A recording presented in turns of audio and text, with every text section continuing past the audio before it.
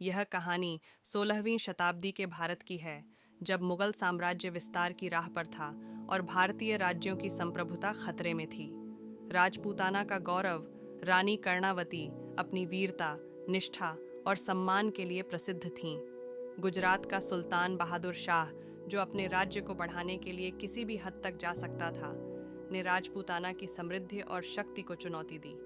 इसी संघर्ष ने इतिहास में एक ऐसी घटना को जन्म दिया जिसने वीरता, बलिदान और राखी के पवित्र बंधन की अद्वितीय मिसाल कायम की। राजपूताना की भूमि रेतीली लेकिन शौर्य से भरी हुई थी। यहाँ का प्रत्येक किला भारत के प्राचीन इतिहास की कहानियों का गवाह था। चित्तौड़ का किला, जिसे महाराणा सांगा ने बहादुरी से सुरक्षित रखा था, अब रानी कर्णावती के संरक्षण में था।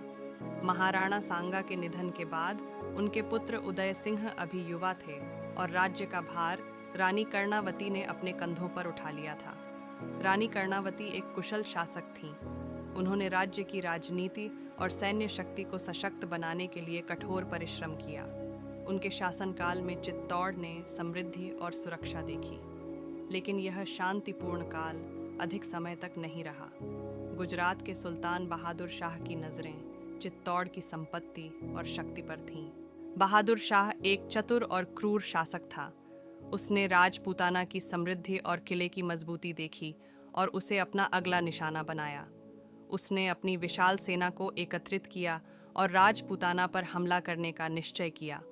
बहादुर शाह जानता था कि कर्णावती एक शक्तिशाली और रणनीतिक शासक हैं, इसीलिए उसने पहले गुप्त रूप से राजपूताना के कुछ सरदारों को रिश्वत देकर अपनी ओर कर लिया। सुल्तान ने योजना बनाई कि वह सीधे आक्रमण न करके विश्वासघात का सहारा लेगा। उसने चित्तौड़ की सुरक्षा को भेदने के लिए किले के दरवाजों के रक्षकों को भी अपनी ओर कर लिया। उसका इरादा था कि वह किले में घुसपैठ कर अचानक हमला करेगा, जिससे राजपूताना की सेना को संभलने का समय न मिले। रानी कर्णावती को जब बहादुर शाह की योजना का पता चला तो वह चिंतित हो गईं, लेकिन उन्होंने हिम्मत नहीं हारी। उन्होंने अपने बेटे उदय सिंह को सुरक्षित रखने के लिए कुंभलगढ़ किले भेज दिया और स्वयं चित्तौड़ की सुरक्षा का नेतृत्व किया। रानी ने एक अंतिम उपाय सोचा। उन्होंने मुगल सम्राट हुमायूं को राखी भेजने का निर्णय लिया, एक ऐसा कदम जो उनकी स्थिति की गंभीरता को दर्शाता था। हुमायूं, जो एक धर्मपरायण शासक था, राखी के बंधन का सम्मान करता था। रानी कर्णावती ने एक पत्र के साथ राखी भेजी, जिसमें उन्होंने हुमायूं से अपने भाई के रूप में सहायता की विनती की थी। राखी का पत्र: हे हुमायूं, मैं तुम्हें राखी का धागा भेज रही हूँ। यह धागा एक भाई का कर्तव्य निभाने का अनुरोध है। चित्तौड़ की रक्षा के लिए तुम्हारा समर्थन चाहिए। मैं जानती हूँ कि तुम एक वीर और सम्मानित शासक हो और मैं तुम्हारे उत्तर की प्रतीक्षा करूँगी। तुम्हारी बहन कर्णावती। जब हुमायूं ने रानी कर्णावती का पत्र और राखी प्राप्त की तो वह गंभीर सोच में पड़ गया। एक ओर बहादुर शाह उसका मित्र था और दूसरी ओर कर्णावती की राखी ने उसके हृदय को छू लिया था। हुमायूं ने अपने दरबार में इस विषय पर चर्चा की। उसके दरबारी अलग अलग सलाह देने लगे। कुछ ने कहा कि बहादुर शाह का विरोध करना राजनीति में उलझा सकता है, जबकि अन्य ने राखी के सम्मान को सर्वोपरि बताया। हुमायूं ने अंततः निर्णय लिया कि वह एक भाई का कर्तव्य निभाएगा और चित्तौड़ की रक्षा के लिए अपनी सेना लेकर निकलेगा। चित्तौड़ किले के अंदर युद्ध की तैयारी शुरू हो चुकी थी। रानी कर्णावती ने अपने सैनिकों का हौसला बढ़ाया और उन्हें अपने राज्य और सम्मान की रक्षा के लिए तैयार किया। किले के चारों ओर बहादुर शाह की विशाल सेना तैनात थी। सुल्तान ने सोचा कि वह आसानी से किले को भेद सकेगा, लेकिन रानी कर्णावती की नेतृत्व क्षमता ने उसे गलत साबित कर दिया।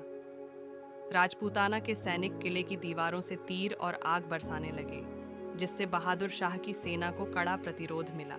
युद्ध कई दिनों तक चला।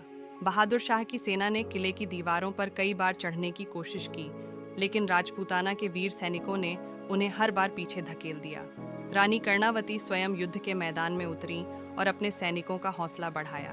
उनकी वीरता और साहस ने राजपूताना के सैनिकों को नया जोश और उमंग दी। जब बहादुर शाह को यह एहसास हुआ कि वह किले को बलपूर्वक नहीं जीत सकता, तो उसने विश्वासघात का सहारा लिया। उसके कुछ गुप्तचर किले के दरवाजों के रक्षकों को अपनी ओर कर चुके थे। उन्होंने दरवाजों को खोल दिया और बहादुर शाह की सेना किले में प्रवेश कर गई। रानी कर्णावती ने यह देखा और समझ गईं कि अब किले का बचाव असंभव है। उन्होंने अपने राज्य की महिलाओं को एकत्रित किया और जौहर का आदेश दिया। उन्होंने कहा, हमारे सम्मान और स्वाभिमान को कोई नहीं छीन सकता। हम अपने प्राण दे देंगे, लेकिन अपनी पवित्रता को नहीं खोने देंगे। रानी कर्णावती के नेतृत्व में राजपूताना की महिलाओं ने अग्नि में आत्मदाह किया। जौहर का दृश्य हृदय विदारक था, लेकिन यह उनकी स्वतंत्रता और सम्मान की रक्षा का अंतिम उपाय था। हुमायूं अपनी सेना के साथ चित्तौड़ पहुंचा, लेकिन तब तक बहुत देर हो चुकी थी। उसने किले में जौहर की राख देखी और रानी कर्णावती की राखी को अपने हाथ में थामे खड़ा रह गया। उसकी आंखों में आंसू और हृदय में गहरा अपराध बोध था।